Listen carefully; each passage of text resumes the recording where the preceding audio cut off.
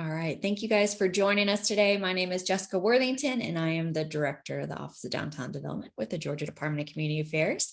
Happy Thursday. Happy third Thursday, coffee and conversations. Do we have, well, I guess let me introduce the rest of our team. We have Ellen Hill here, who is our Main Street Training and Compliance Coordinator, Elizabeth Elliott, who is our Downtown Development Historic Preservation Planner. And then I saw Tess hop on earlier too, our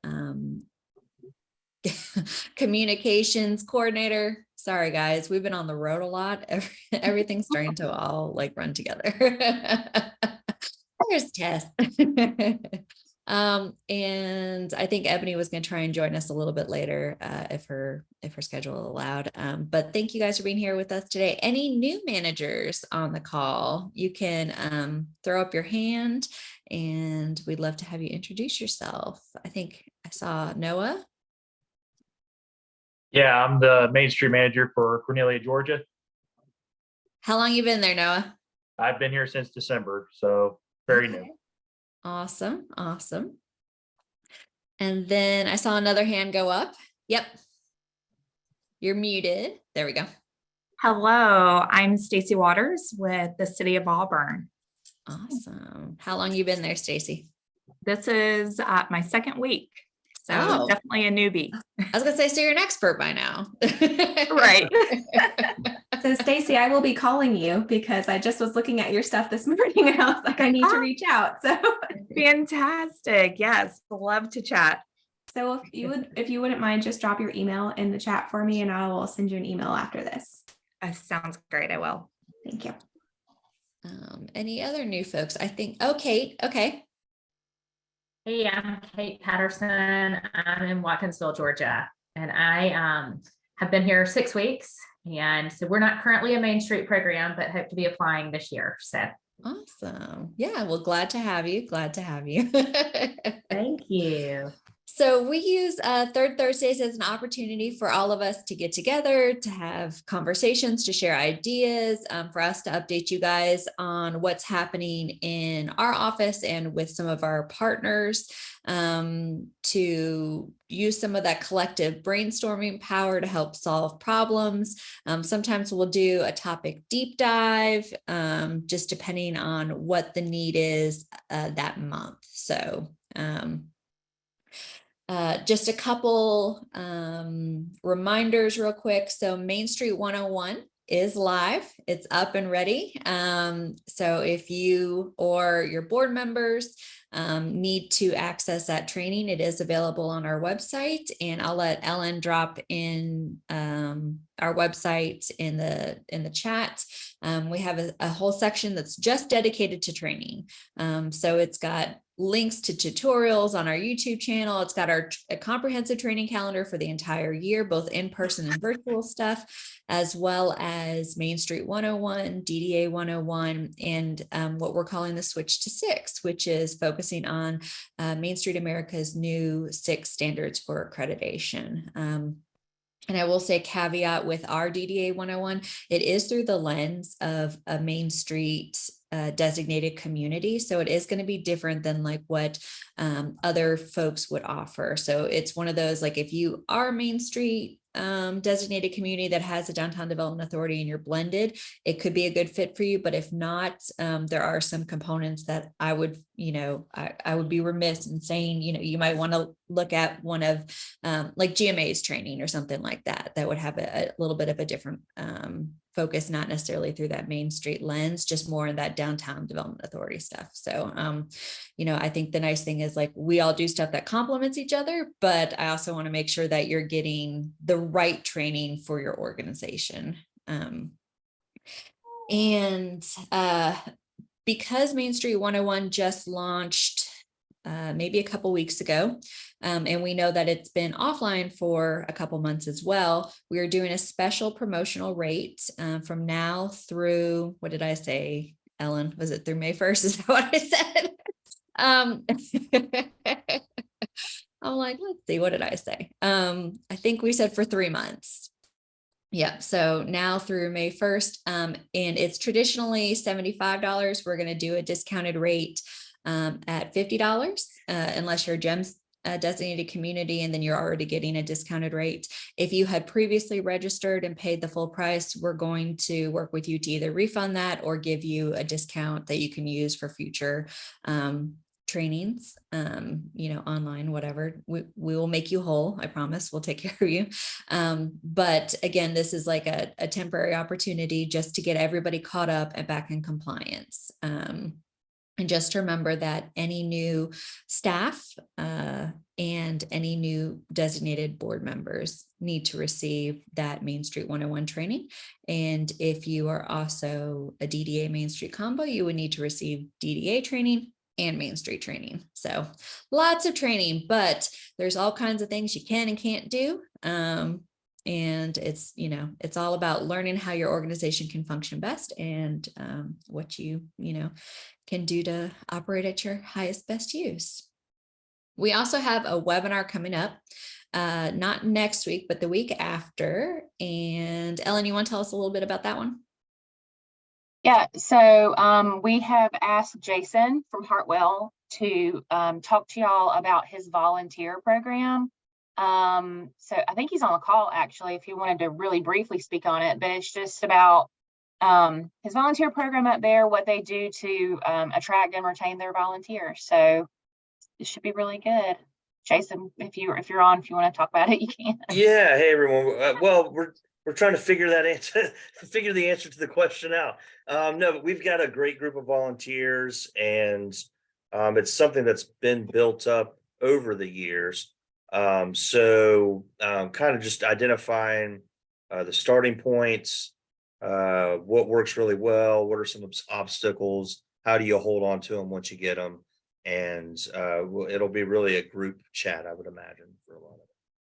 Yeah, and I feel like it really is underselling the impact that Hartwell has had and that their volunteer base has had there. I mean, I think, it's one of the, like, parking, volunteers, it's money, like those are probably three categories that everybody struggles with, right, in their program at some level. But what Hartwell has done with their volunteer program and growing it, and again, that retention and the involvement and engagement level, it truly is another level than what a lot of other communities have. The date for that is going to be February 28th, and the registration link is online on our training calendar. And I'm excited. I've had the pleasure of visiting Hartwell several times over the years. I've had the pleasure of talking with their volunteer base and just getting to know them. And I really think y'all are just going to be blown away, as I have been, with what they have to work with. It's incredible. And then lastly, so we are required by National Main Street every year to do an annual survey, and that is to collect just general information and to better understand like budgetary requirements for your program, staffing, salaries, all kinds of stuff. We usually send it out in the end of January. I think that's kind of when we hit the mark this year. Participation is required. Now, I will totally take the blame in that National also did a survey around the exact same time. And I was pushing that out as well, saying, oh my gosh, I would love us to like hit compliance with this and like really blow the numbers out of the water. Because I will tell y'all, like National will do calls for stuff and they can get, unfortunately, some kind of sad participation numbers. And I'm always like excited when our Georgia folks step up and we're like, hey, no, let's bring it, and show them that like we can just blow participation out of the water. And usually, like the last time they did this it was in association with Small Business Saturday, like the communities registering to participate, Georgia blew them out of the water, and we got a complimentary registration to go to the national conference out of it. So they try to incentivize the process. And so I was like touting that at the same time that Ellen was touting our managers survey. And I know that I've probably, unfortunately, confused a bunch of people, and I'm so sorry for that. So they are separate things. Some of the questions are similar. So that is why you could see them and be like, I already filled this out. No, you haven't. And that is because we have asked some of the questions similarly to how National has asked them. Because again, in the past, we wanted to stay as closely aligned with what they were asking and needing. Their survey is optional, ours is mandatory. I've talked with National, like, why don't you just make this, mandatory? And that way we wouldn't all need to individually do one, and we could just, we could do one survey and just call it a day. But again, I can't fix everything. So this is where we stand. So if Ellen has sent you an email and saying you haven't filled this out, please fill it out. Our deadline that we're shooting for is March 1st. So week after next. And the other big thing is that this information not only helps us update contact information and things like that, who you're working with as an organization, looking at budgetary trends and stuff like that, but this also informs our state of the program address that I do in March. And this is where I do kind of a deep dive into all the numbers, right? So like what's happened with our programs, what are the trends, how are things looking, our budget's decreasing, our salaries increasing, where's this funding coming from? Like all this information that I share with you guys comes from this survey. And so that's why it can be really, really important, not only for us to better understand your program, but to be able to help identify needs that exist throughout the state and to make sure that we are putting resources where we need to and supporting you guys in the way that you need to be supported. Elizabeth. It's also where we get the contact information that we send your MOUs. So it's very important that you fill it out and have correct contact information for your authorized city representative, your board chair, and yourself. And so that's where we get all that information. So like Jessica said, it is required. So make sure that you get that to us by the deadline, or else we will hunt you down. So I just wanted to add that bit too. So make sure it's not just us asking for no reason. It's like we use the information you give us on that survey to send your MOUs out in May. So just be aware, make sure you have the correct information in there. Yep, absolutely. Good point. Thank you for covering that.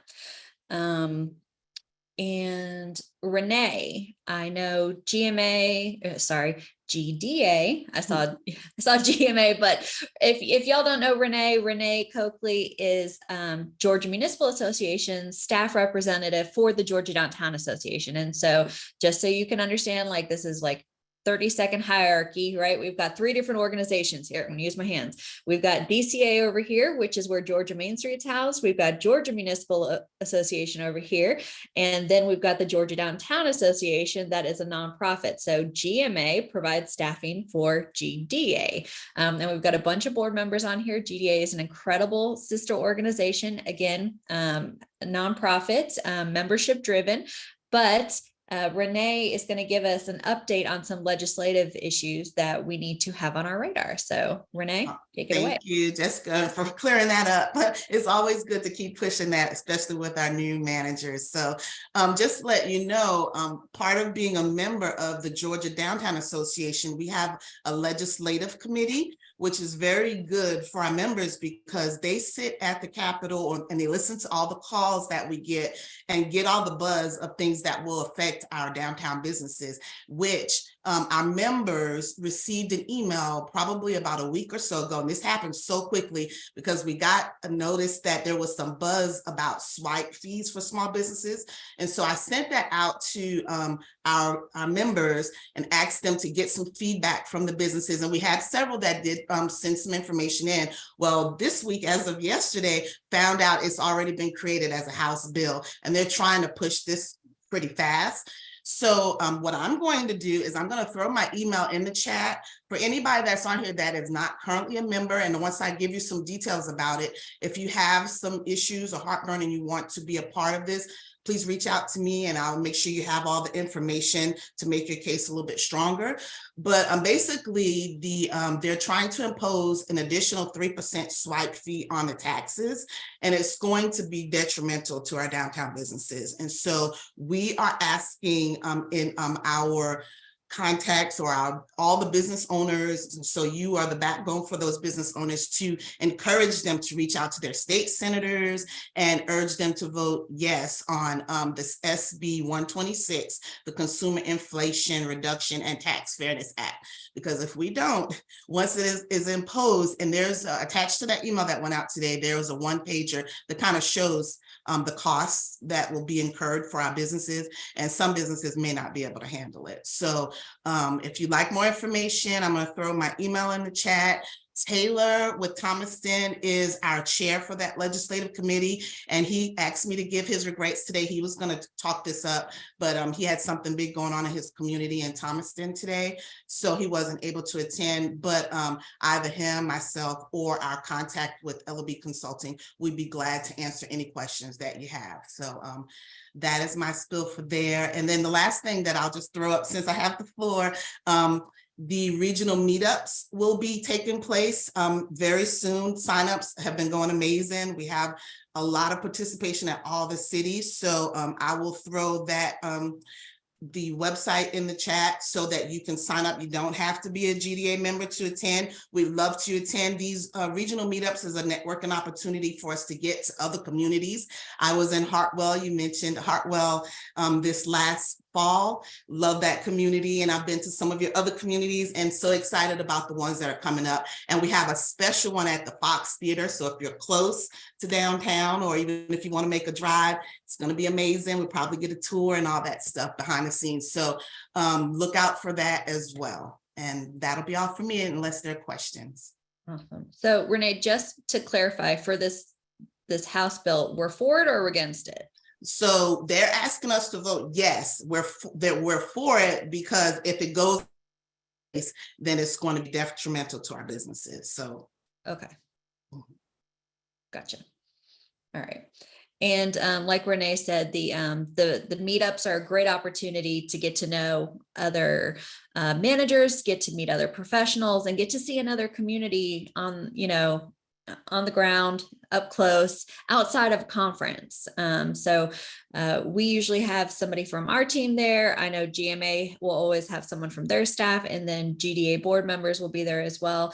If you've never done one or participated in one, I highly encourage you to do so. There is no upfront cost or anything like that. Usually it's just if there's some kind of food, you're going to pay for your own lunch or something like that. But this is probably one of the most affordable networking training opportunities that are out there. And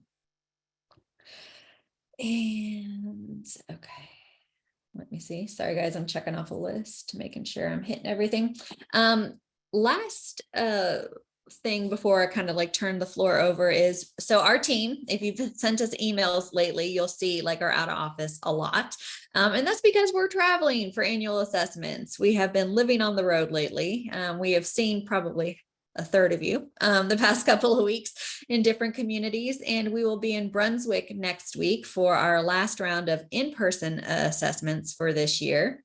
And we have heard some incredible things that our communities are doing and that they're sharing. And just, I love hearing like the innovation that exists and the creativity and how people are really just listening and trying to figure out how they can, serve their folks. And so I might call out a couple of people today just to like talk about a few things. Emily in Macon. One, if you've been to Macon this past year for the conference, then you saw the Hype Team, which is this incredible group of ambassadors that exists to help talk about what's going on in Macon, to share the love, and to not just be, Newtown or the organization itself always talking. I also love that they now have Hype Hounds, which is like the cutest thing in the world. And like the doggies get little bandanas and stuff like that, which is so much fun. And we just all oohed and awed and thought it was the cutest thing ever. But Emily, I also thought the tour of progress was a really cool thing, because I felt like yes, Macon is a big downtown and you guys have a lot of projects going on, but something to this level could be scaled up or scaled down depending on the community and depending what you are working on each year. So will you talk to us a little bit, kind of like how that came to be, what the evolution has been over the past couple of years, how you see this moving forward? Yeah, I was actually having a conversation with a coworker about this before I got on the call. So every single year we do an event called the Tour of Progress, and we do this as our annual meeting. And so we realize that our work is very visual and it's something we really want to share with people, and it's something people can get out and really experience and see for themselves. So rather than doing a typical annual meeting where you meet in a room and you have a presentation and you show pictures of what's going on, we thought it would be a really great outreach tool to take people on a tour of the progress happening in downtown Macon. So every year we develop a tour that has usually about 15-ish stops, but like Jessica said, you could scale that up or down. And people go and see all of those. So the first couple of years we did this, it was an in-person tour. So we had staff actually lead the tours and take people and guide people to each individual stop. And we created a script and they shared, what we needed to talk about at each stop. We always tried to relate it to our strategic plan, provide the context of why it matters that we're developing lofts in downtown Macon, or why it's important that this particular business is moving in. But then with COVID, we transitioned to a self-guided model where we put decals that had a QR code in front of each tour stop.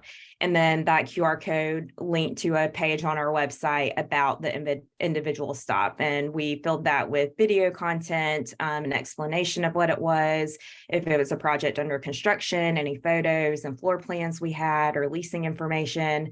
And then we always end the tour with a party and announce our award winners. So it's been really fun. I will say that now that we've done the self-guided model for a couple of years, we are going to be switching back to an in-person model this year. And that's because, I think we're past COVID, knock on wood. And our staff has grown to the point where we can now facilitate enough tours to make it a good experience for our participants. Because before in 2019, we were even having conversations then that our tour sizes were getting too big to be able to really provide a good tour. So now we have enough staff that we can do enough individual tours and keep the group small enough to walk people around and everybody can hear what's being said about all of the stops. So it's a great way for us to share what's going on downtown, for people to hear our perspective and to really understand the context, because I think all y'all can relate that, you see articles or things get posted on social media and people don't really understand why you're doing it. So it helps us not only just, say, hey, this is happening, but explain why it matters. Yeah, I love it because A, it's a great way to be interactive. B, it's just a different take on like an annual meeting. C, I think it's a great way to showcase like the actual impact that you're making. And a lot of times, the organization is touching a lot of different components in the downtown and the businesses that the front side of things people may not know about, right? So they don't know how Main Street is supporting it or the influence that it's having. And so this is not just like a good, like, hey, look at what we've done, but also a good educational piece of like, this is what our organization is. This is what we're about. This is, our ultimate purpose, who we're trying to serve. And that also tying into that historic preservation component of like why we do what we do, right? Yeah. So thank you, Emily. Awesome. I love that. Oh, yep. Teddy's got his hype. Teddy's modeling his hype house Yes. bandana. I promised Emily I would show her. That's awesome. The He wears cutest it dog in proudly. America is our hype hound. I saw Tanya from Vidalia is on. And let me tell you, when I was writing down things this morning of things I wanted to highlight. I just kept going on and on about Vidalia. They had so many cute, like different things. One I want to tell y'all is that for a community of 11,000, they have a very active and robust membership program that brings in about $18,000 a year, which I don't know about y'all, but that's a lot of money. And that's quite incredible. If you need an example of how a membership program, if you're looking for alternative revenue streams, if you are considering a membership program, this, Tanya might be the person to track down and talk to. I loved their downtown map that they have created. It's so colorful and fun, but one of the things that I think that set it apart from me versus just like a map that I've seen from other people is that they had a whole section on there that was just like a special color and called full of potential, right? So typically we focus on like the full, right? Like here's the restaurants, here's the shops, here's this, here's that. But I love that they acknowledged the vacancy areas that they had and labeled it full of potential. Because again, you're captivating someone who, is looking to see what's there and, what's being offered. And I just thought that was really cute and creative. They do something called Chat with the Chief, which I really loved as a public safety initiative, to have conversations with the chief of the police, and just being able to establish that relationship between the business owners and the city and really open that dialogue and communication. And then the other thing that I just like have been stuck on since she told me about it was the Sweeten Your Ride fundraiser that they did. And so if Tanya's here, I'd love for her to talk about it. I saw her name, but I'm here. okay, talk about it, please, because I love it. Sweeten Your Ride. Yeah. Okay, so we started this several years ago. Of course, we're known for our sweet onions. And so we did this as kind of like a kickoff to, hey, it's almost onion season. It's almost Vidalia Onion Festival time. So we started out straight up old school and took window paint and painted little onions on there and took donations and made donations that year to FCA. So each year we choose a local charity. We try to choose charities that aren't necessarily funded like through United Way or something like that. And so anyway, now I'll show y'all because I have this right here. This was our one for last year, if you can see it. It's a little onion. It's got a little blue jet on there for the Blue Angels because they were here last year. But we sell these stickers for $10 and then we make a donation back to a local charity. Last year, we have a little group it's called the Young Gentlemen's Club. And it's middle schoolers and elementary school boys who need encouragement and need some good soft skills. So a couple of guys at those schools, whether it be principals or teachers or whatever, they teach them how to tie a tie. They teach them how to look somebody in the eye and shake their hand and how to speak to adults. So we actually invited them out last year to help us put the stickers on. It was the most precious thing.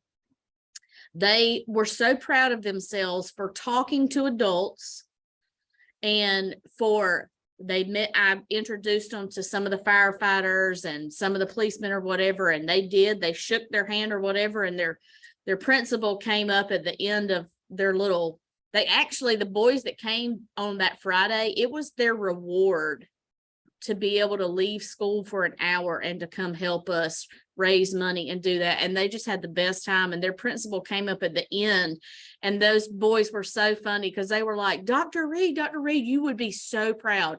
I shook hands like a man. I mean, they were so proud of themselves. But anyway, we were able to give them $2,400, and they're not funded through anything. And matter of fact, we actually got somebody to buy them all a tie.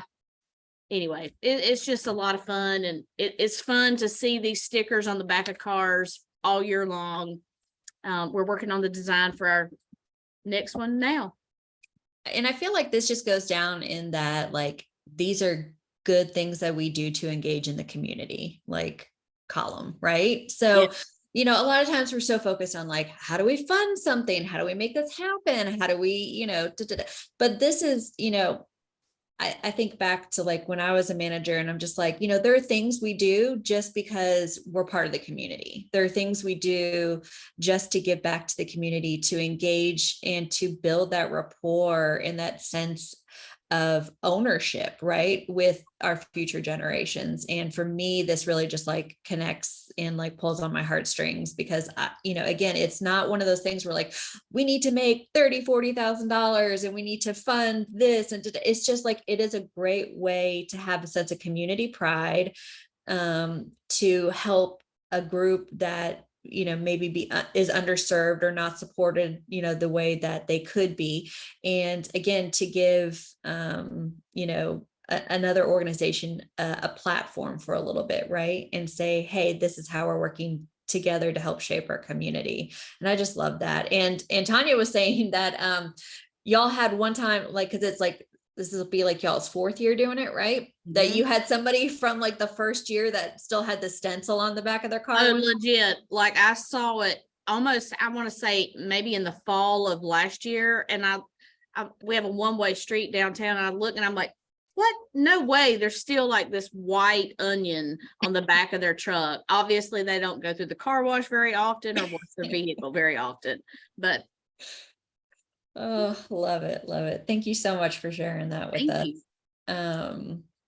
A couple other things I made note of. I wish Winnie was on here from Nashville, because they made a really big impact in just like having lights. And, you know, I would love for her to talk about that, because I just thought that was, you know, I think we always think of, you know, we have to do big scale projects, but for them, hanging up some lights downtown during the holidays, like really drew in like inspiration and support from the community. And it's something that now they're actually building off of and keeping going year round, just because people like seeing these areas lit up. And again, just the impact that something small scale can have in the community. Americas did a really cool, or is in the process of doing a really cool thing called how to start a business class that they're doing with SBDC, again, to help empower entrepreneurs and educate them as far as like what it takes to own and operate a business. And just, I want to highlight that SBDC, the Small Business Development Center, they have regional offices all throughout the state and can be an incredible resource for you and your community and your businesses to take advantage of. And then if you have any need in your community to, let's say you've got benches or planters or something that you're trying to do and fundraise for, you want to reach out to Jennifer in Hahira. She was able to get sponsorship for 30 benches and get the whole thing, you know, paid for through sponsors and people, you know, kind of claiming ownership over them. And I mean, for such a small community to be able to make such a big impact with that is just incredible. So if anybody needs to rip off and duplicate and learn from somebody else, I would highly recommend reaching out to her. Just lots of cool stuff. I don't know, Ellen, Elizabeth, anything stood out to y'all the past couple weeks, but A lot, but A I lot. would have to pull out. You I know. mentioned several. But at this point I would need to pull out my notes to remind myself. But everybody has been doing a great job. And it's funny, it's like this is the hardest time of year because we're all exhausted from traveling, but it's also like the best time of year because we get to see all of you, or a third of you in person, and learn all the great things that you're doing and just kind of be re-inspired in our roles by the cool stuff you're doing in your cities. And so thank you for being patient with us on our reply time in this last couple months. I know it's been a little bit slower than usual, but this is the best time of year and also the most draining. So thank you for being understanding, and we love seeing all of you. Mm-hmm. And my last thing that I'll mention is when we were in Valdosta, there's lots of incredible things happen in Valdosta, but one of the most cool things is that the courthouse that is right in the middle of the downtown is being renovated and is going to be county offices, as well as Brandy and the Main Street alley. Them are going to get to relocate to there as well. And we got to tour the property, see the building, hear from everybody. It was just the most incredible, like, experience tour. I'm so excited to see what the finished product's going to look like. I'm so jealous of what the offices are going to be. Talk about like the most beautiful like views of downtown. Brandy, remind me how much investment that is like going in on that project?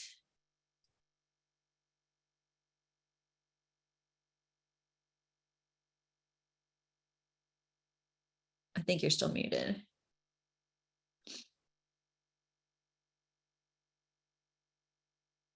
Nope. What about now? Yep. Can you hear me? That project is over $11 million. Wow. With cost. Wisp-Lost, yeah. And I mean, so exciting. And it's been a long time coming, that project. Yes, it has. And we're so excited to team up with Lowndes County to show that the city and county can work together, and all creative minds will be there. And they have the public restrooms. So when we have the events, they can go use both restrooms, and the downtown business owners are really excited about that. Yeah. And I think it's, you know, I especially like, you know, the emphasis on, you know, the value of downtown from both the city and the county perspective, right? Because I think so often in our world, we think of it just from the city perspective, right? And that's because, you know, the majority of our programs are housed in the city.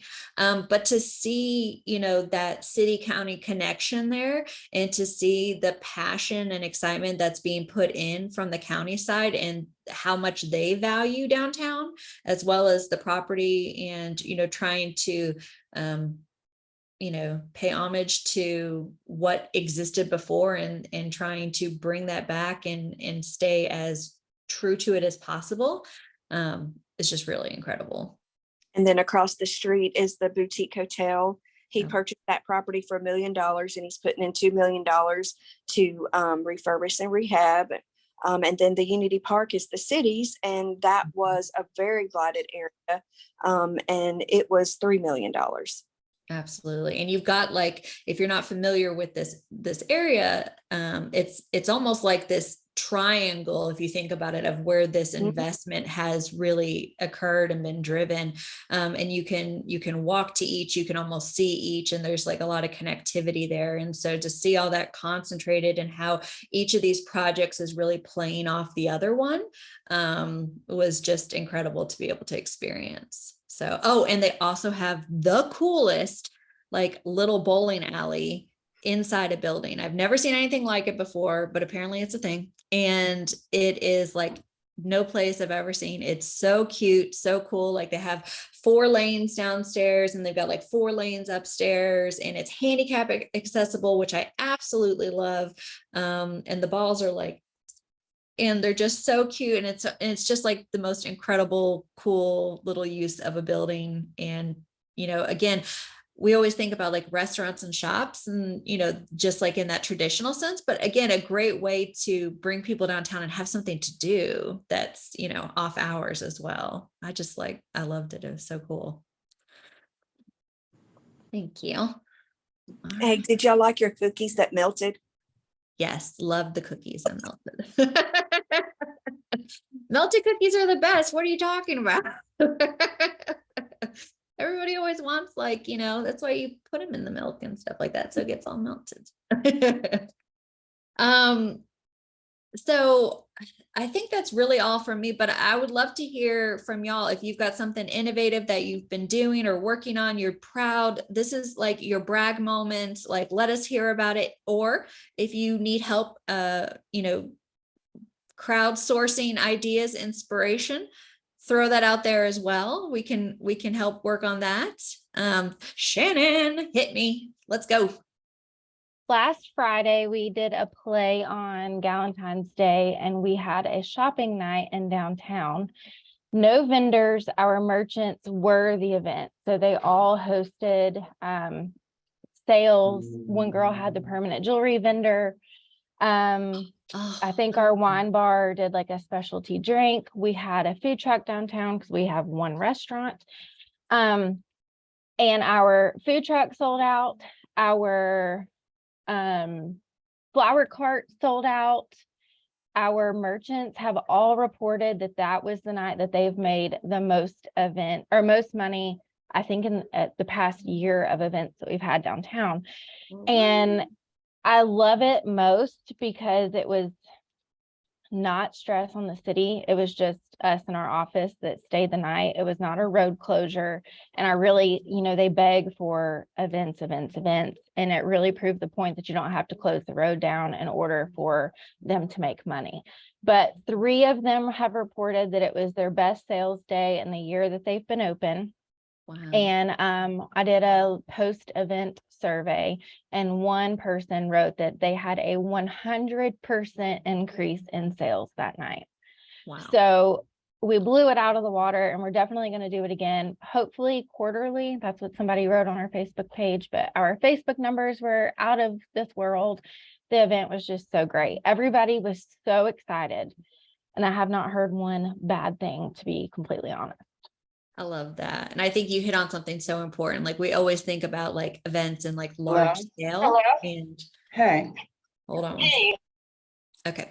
We always think of things in large scale, right? But to be able to do something that is impactful, but also, again, isn't major road closures and, we did nothing other than advertise it and get a flower cart. And I mean, it was insane. We ended up having to call the police department because we had so many people on the sidewalks and crossing the streets that we were a little worried, but it was not a road closure event. It was amazing. Oh, that's so awesome. Love it. Love it. Love it. Love it. Congratulations. That's awesome. Who else has something they want to share? I mean, I will just start calling on people. Y'all know that. I got something, Jessica. Yes. So Brandy and I, along with the Thomasville Center for the Arts, are partnering next week with Georgia Council for the Arts and Georgia Municipal Association. So we are excited to be bringing and hosting 12 cities to Thomasville. I know a few of you are going to be coming. So we have Cairo, Canton, Doraville, Griffin, Homerville, Milledgeville, Monroe, Sugar Hill, Tifton, Valdosta, Vidalia, and Watkinsville coming for a 3-day workshop intensive for, it's called More Than Murals, and it is a placemaking and art in your open spaces and really showcasing what that could be. And those communities are bringing in different challenges and hopefully leaving with a clear solution on how to take that back into their community. So we're looking forward to having you all come to Thomasville next week. I was gonna say, you really do have people coming from all over, don't you? We do. What inspired y'all to do that? So Georgia Council for the Arts received some grant funding. Okay. And in partnership with Georgia Municipal Association, they were looking for an opportunity to be able to provide, and there was an application process. So there's really no expense to the cities other than any upfront cost.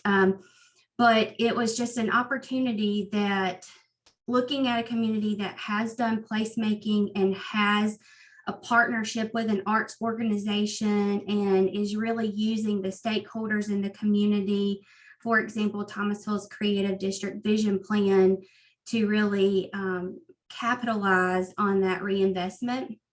And so we became the host city. And then the application process was really intense. We had a lot of applications for cities.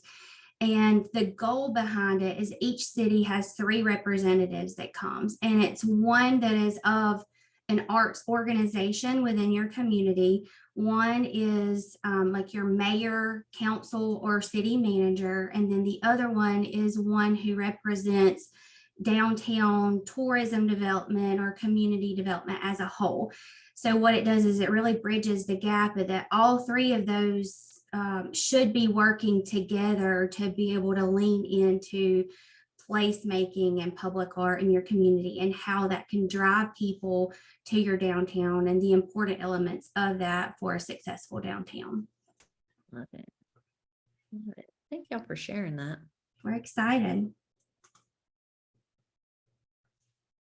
Who's next?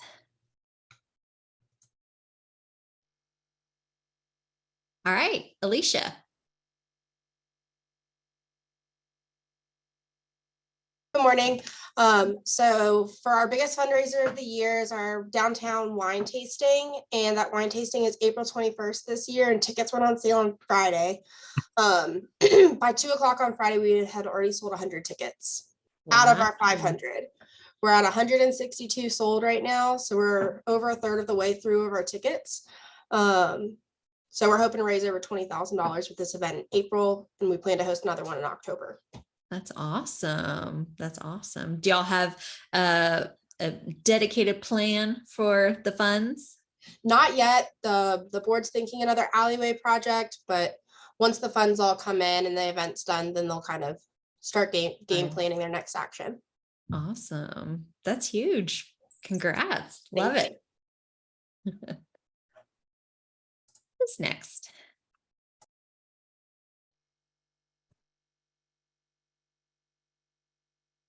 Andrew, I'm going to call on you because I know you're new to Jonesboro, but you're not new to the Main Street world. Yes, thank you. I've got a list. So Yes. we're inviting everyone here for the regional meeting in our community room on 4th of April between 10 and 2. I'm segueing more about the community room because we had 7 weddings on Tuesday here, just to show it off, because the rental for that gets put back into the Main Street funds, so that's great. We also set up a One Love community bench because we have all these big hearts that we put around Jonesboro, so that's great for the photo op and also bring people into our downtown. And we're also planning for our St. Patrick's Day event on March 17th. Awesome. Awesome. Love it. And Andrew, how long have you been in Jonesboro now? This will probably be my 4th week. 4th week, but I know you've been in the Main Street world since what, 2015? 2015. Yeah. So it's, you know how I remember that? I met you at the national conference that we hosted in Atlanta. That's right. My anniversary is actually March 2nd. See? Yep. I got it. Yeah. Awesome. Bethany, what's going on in Blackshear? You knew I was going to call on you. I know. There. Well, on Friday, we did our 2nd annual Battle of the Boards that some people on this panel call did not show up to. Ellen, Tanya. Anyway, it was pouring rain, but we had, I think, 8 participants this year, and they were all individuals. No restaurants or anything did it this year. We probably had 150 people in our newly renovated train depot, and it was unreal. These people like brought their A game. There was like focaccia bread, like with ladybugs and tomato. It was unreal. But all those pictures we had taken are on the front page of the newspaper this week. And so we got a huge shout out in the Blackshear Times. Luckily, within the past 2 weeks, no one has asked me if we were having a Stetson Bennett parade or a Stetson Bennett statue put in Blackshear because of his antics in Dallas. But that's gone away. And then what else? I don't know. Oh, I do my presentation next week in Brunswick. I know. And for people who are not familiar with Bethany's Battle of the Boards, this is a battle of charcuterie boards. Right. We are just like seriously obsessed with this because it's so much fun.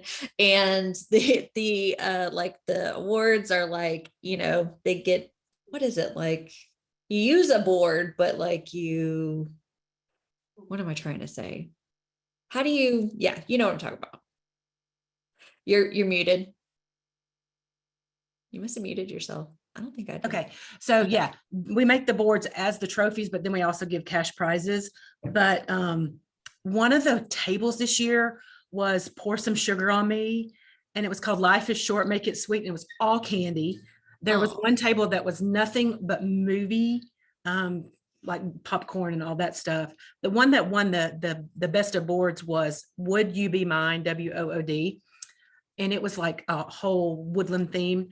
And we got our local Rabbit Eye Winery to do wine tasting, to come in and do the wine tasting and stuff like that. And what we did figure out is that we are not charging enough to get into the event. And we just need more people, because people are like, we didn't know that we could come to this. So, I mean, finally people get it. They're getting it. So it just takes a minute or two. I love it. That's it.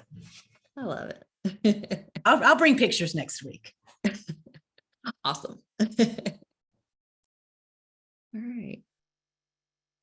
Well, I have a good story to share, if I may. Yes.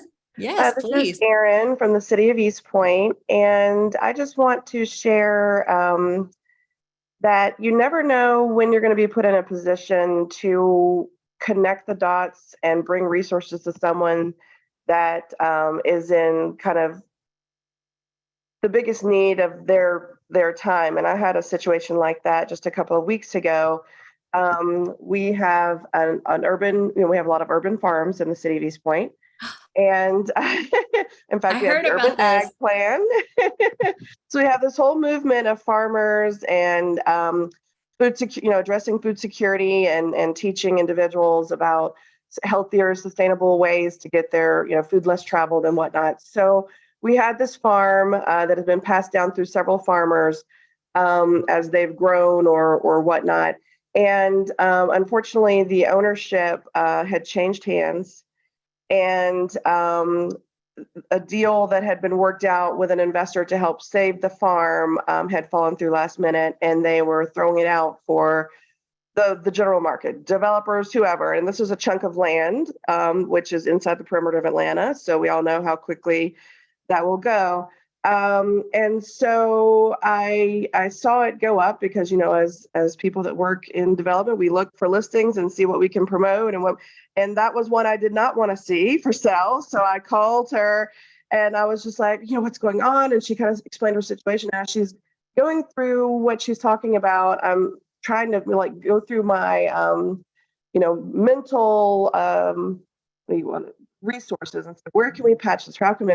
Well, one of our downtown businesses is Arden's Garden, which is her headquarters is in East Point. And she, if you know Leslie, the owner of that, she's very, much community based. She lives in our community. She always wants to give back. And of course, her product is healthier foods, detoxes, juices, and whatnot. And so I gave her a call and I pitched, hey, this is a great little urban garden right down the street from you. I think there's a lot of things that align with your business model and what they do. And she took me up on it, just again, based on those relationships that you build with your business owners and gut feeling. And she went down and fell in love with the garden and the plans that the urban gardener had in store. And they've actually partnered together now. And it was actually on WSB News, Atlanta News recently, if you guys saw that story. But it was just one of those moments where, again, you never know the impact you're going to make on somebody doing the jobs that we do and talking and being with the business owners that we're with until that moment happens. And that was just something that really warmed my heart. I was just so happy to just be the connector, just to connect the dots and let them do their thing. So never doubt yourselves and what you do and the impact that it makes on people's lives is what I want to get at. I actually thought about you the other night, Erin, because I saw it on WSB and heard the whole story and was like, I know that Erin's in this somewhere. Like, there's no way that, this is connected and that is happening and, Main Street's not in there somewhere. And I was like, oh, I just knew it, but it was so incredible to hear. And again, I think, especially when we're talking about like in the city of Atlanta and how the value of space, right? And having that property and then the food deserts. And, I think, just really showed, that community aspect and how valuable and important that can be. And that that was just so inspiring. Such an incredible story. Yeah, it makes it all worth the while. So hang in there, all the new managers that I heard. I've been on a board or in the city position since 2006, I guess. And, you know, there's moments like this that you will see that you never see them coming. And it's really just a great opportunity to make a difference. Absolutely. Thank you for that. Belinda, what you got going on? Well, I just have a question. I'm actually going to be talking with Tanya when this is all over because I need her to kind of help me a little bit. Is anyone else seeing a trend of people in the community when you do events or whatever, it is a constant complaining? Nothing is enough. We had a chocolate walk Saturday and I put a survey out to all our ticket purchasers and I got a lot of really good feedback, but then I get some that are saying, oh, that one chocolate tasting was too small. You did bags and I wished you had done a box. And last year they were going, well, the boxes were too small. I wished you would do a bag. I mean, it's a constant Karen thing. And I'm sorry if any of you have names of Karen, but I'm gonna tell you, it's to the point to where I'm almost ready to wave that white flag and say, I give up, but I don't because this just makes me mad. And it makes me want to try harder. And I am such a people pleaser. And Billy has told me, you have got to stop letting all these people get on, you wear your heart on your sleeve. You got to stop it. You cannot please everybody. You just go with what you know is correct. But I can't help but the ones that are here to the side doing their little, those are the ones I remember the most. It's not the ones that say, thank you, or this was great, or whatever. Is anybody else having this problem because of COVID? That's what everybody's blaming it on, is COVID. They get behind their keyboard and they're yang. Am I just crazy? No, I mean, there's I see lots of heads nodding, right? And then I loved Abby's response was just like, yes. So true. Abigail, again, if you're pleasing everyone, you're doing it wrong. Belinda, so correct. I know that, and I know it's so much easier to say that than it is to like live that mentality. So I totally get that. Andrew said that they invite them to join the promotions committee or to help, with it next time, to help see their vision. Again, Crystal said yes with every single thing we do. Andrew said, let's turn the negative into a positive. And I will tell you too, I mean, I get it because you're not getting the people who love stuff reaching out, right? You get people who are just negative Nellies, who are the ones who are the loudest, and it just rings, in our ears. Ashley, you want to contribute to this? I have another question or another topic after we're done with Oh, this. okay. All right. Well, let's finish this one and then I'll come back. But, I think,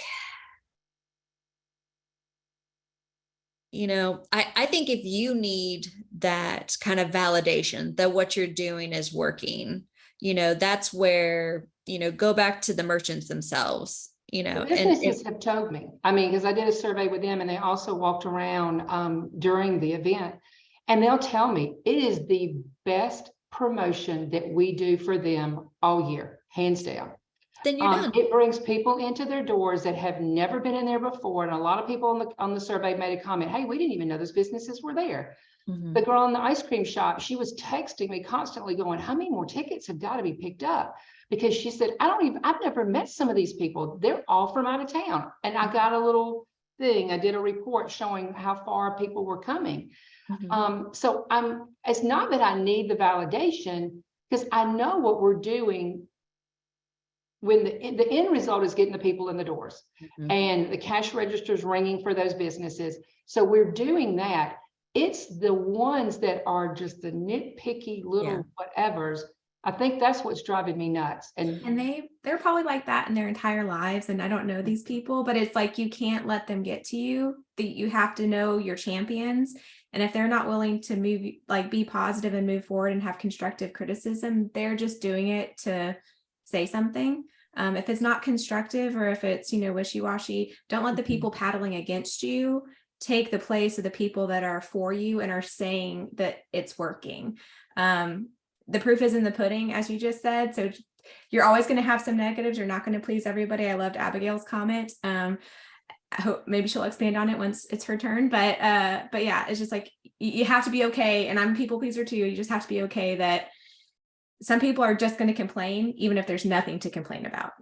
And I would say too, Emily and Macon would say that's where the hype team kind of originated too, is having other people who are there to say like, good job, Main Street, good job downtown, good job, Valinda. That isn't necessarily coming from within the organization, right? Other people who are supporting you, advocating for you, and kind of shushing the naysayers as well. Abigail, do you want to jump in on this conversation, or is this? Yeah. Okay. I was just gonna say, I know that this chocolate walk you sell tickets for, right, Melinda? Yeah. Did you, and you sold them, did you sell out? Oh, yeah. We sold out 300 tickets. They're $20. We had 16 stops. And then we had 4 restaurants that did specialty drinks that were not part of the ticket sales. And what we do is after our expenses, which are very small, we then divide that up and give it back to the businesses that were participants to offset their costs for the chocolate, so that it's really a win-win for them and they're not out the money. But yeah. And I mean, I've even asked them, I said, hey, would y'all like to do something like this on a quarterly basis? And the businesses were like, yes. So I'm all excited about that. And then I've got these crazies over here, and I'm like, I don't know, but I don't want to do that again. I'm sorry. Yeah. But I'm thinking, but y'all are my responsibility. You are who I'm loyal to. And so I just, like I said. Yeah, we have an Oktoberfest event in which we give beer samples, and they're 1 ounce samples. And if you get 1 ounce sample of beer, you know, that's not going to get you very far. So we get a lot of people that are upset that they bought a ticket to our Oktoberfest with only 1 ounce sample, but we sell out within a couple of weeks every single year. And so we don't have, like, if they don't want to pay for a ticket, then they don't have to come. Yeah. I mean, if that's just what the naysayers, maybe they won't come back, and that's okay. You know, maybe this event's not for them. There's another one that will be. And I would say for every Elizabeth, you got to have a Jessica, right? So for every person who wants to hear, you know, who needs, you know, to hear that, and you got to find the other person who's your balance, which might be Billy. That's like, you got this. It don't matter. Like, quiet the voices, you know, that other person that can help you kind of like recenter and focus and be like, you know, you're good. You're doing great stuff. It's okay. Let it go.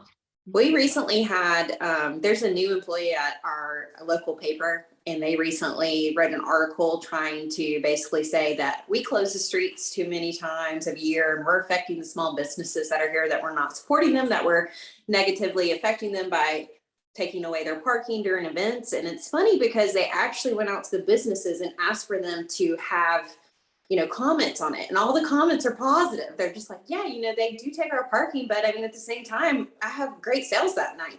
So it's, you know, it's a win-win. And so we're just like, at this paper, we're like, what's going on? Why are y'all trying to start drama? But you're always going to have that person. And so, I mean, it rolls off my back. I know that's easier said than done, but like Jessica said, gotta have a Jessica for an Elizabeth, and I'm a Jessica. So it doesn't bother me. But you can't please everyone, and that's okay. Yep. You got this, girl. Just let the rest go. Yep. Ashley, what's going on?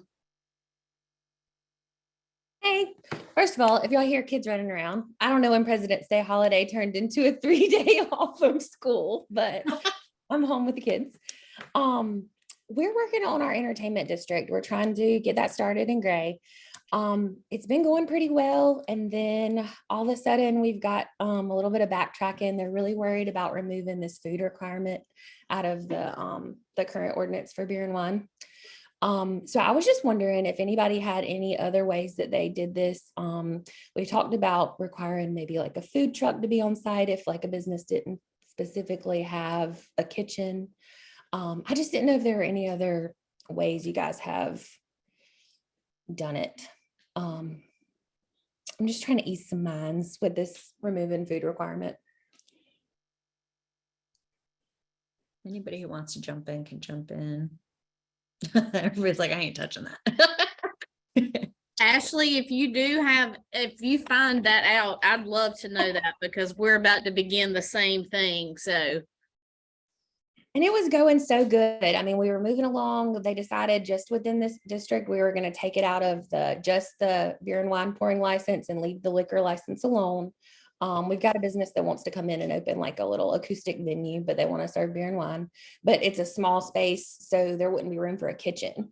And everything's been moving, and then all of a sudden we've had a couple people bring up some things. And Who's the couple people?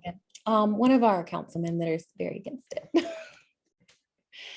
And, Actually, there are a couple of examples. I know in Valdosta, there's a cigar bar that the rule was something about like you can do wine only, but if you bring like beer into it, then like the food element gets kicked in. And I see Brandy walked away from her desk, but you might be able to talk with her and see if she can get some information about like how it's called Stogies, how they got around it. Yeah, and that Ellen made me just think of like Dahlonega might be another good community to reach out to, just because they have a lot of like the vineyards up there, and like they have tasting rooms and stuff downtown. So Yeah, I think there's, state legislation on brew pubs and things of that nature. But I mean, you would obviously wouldn't be just a music venue, it'd be a tasting room or something of the nature. But I do know that Taylor and Thomaston just had an interesting, I don't think he's on the call, but he had an interesting concept. He's got a new business that is opening a speakeasy downstairs in their business, but then it's a children's boutique upstairs. And I believe it's gotten its license, so I don't really know how it's working yet. But I do remember that was one thing that has come up recently, and I was like, I wish I could help you, but we require food everywhere here. So I know Fayetteville has a speakeasy called the Hummingbird Room. That could be another one to look at. I know they do wine. I don't know. I can't remember if they branch out every once in a while. But this is kind of a bigger thing. It's like, it would be more the alcohol ordinance specifically for that versus like attaching it to the open container. I would say maybe if you want the open container, like go for that first and have this be a secondary struggle. well, the funny thing is they're all about the open container during festivals. We've pretty much mirrored the Millagevilles because, they're right next to us, and they're all for that. And so you're okay with the people drinking in the street, but you don't want to. But that's why I was like, maybe make sure that like, if there's any more work you want to do on that one, since there's not a lot of resistance, finish that out. And then this is a separate passing of council. Because if you link them together, one might not pass because of the other, but if it was just one by itself, then it would have passed. So separate them for what you need to do for the open container, if there is anything else. And then this other one is just a more research thing, looking for ordinances in other cities where this is allowed, and like kind of educating them on that element of here's some of different options, and your city attorney should be able to help you with some of that too. Actually, we do have this in February, so we'll have the vote March 6th. So hopefully that's going to go through fine. They all seem pretty on board with that one. So, and we're talking about breweries and that sort of thing. So with that, I mean, I know a lot of breweries do have food, they kind of do a combo. But I feel like I remember in one of the leadership class that we did, I think it was Greensboro. She did a little presentation about their brewery that they did. So I wanted to reach out to her because I know that she mentioned they had food trucks there. So I just didn't know if that was a common thing or if that food requirement on site was a pretty normal.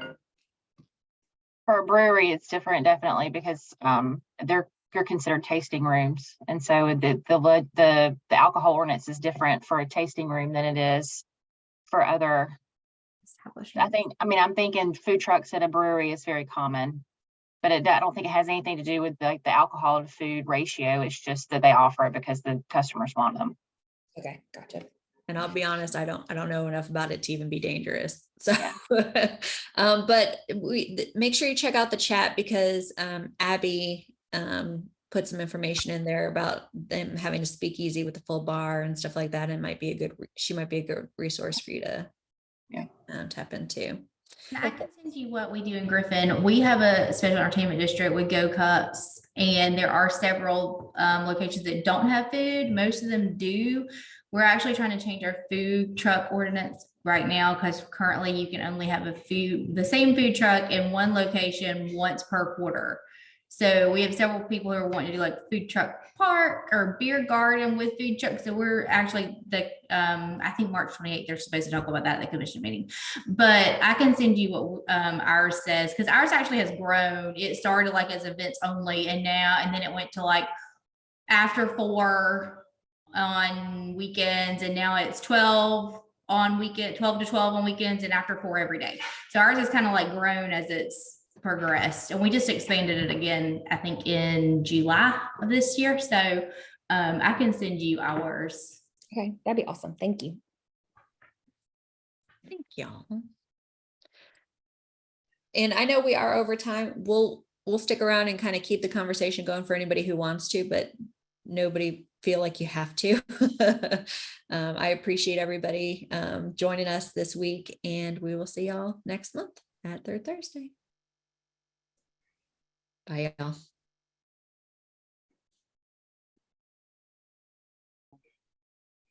Ashley, will you send me your email address? I will. I'll put it in the chat.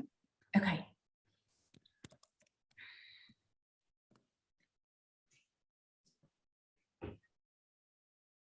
But we're here if anybody has any other questions they want to ask us. Oh, I do have a question. When is our January report due? Because it says it's every time. I've been clicking on it every day and I can't do it. So when you go to the website, there's now in the sections on the main banner, there's one that says monthly reporting. Oh, so it's no longer just click that button. We're trying, our website people are testing my patience. So until we get it fixed, we have a special section for it right now. It should be on like the, training resources. One of them should say monthly reporting. Got it. Well, I will do that today then. I will put it on my to-do list. As I've been checking every day, I'm going, I can't do this report. Okay. I know, I'm sorry. It's okay. I just wanted to make sure I turned it in. Yeah, I sent an email, Heather, like, I don't know, several weeks ago with the links and everything to the new one. So if you go back and search the emails, it was. I will do that. It's been a little crazy around here with all this tornado stuff. Yeah. It was probably right around then because it was before, the end of January. Okay, perfect. I'll find it and I will get it done. Thank you. Yep, you're good. You're good. Bye, y'all. Bye. Have a good day.